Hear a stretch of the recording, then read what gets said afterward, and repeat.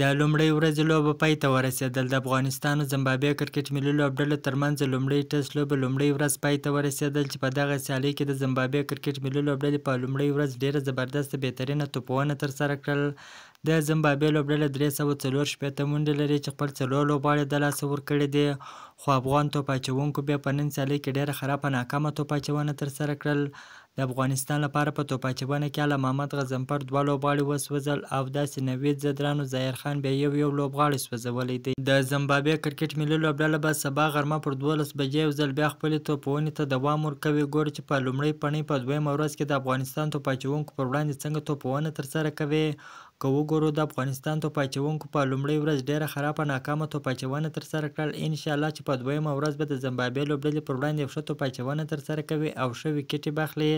تاسو هم دعاګانې کوئ چې د افغانستان کرکټ ملي لوبډله په دویمه ورځ ښه توپ اچونه ترسره کړي.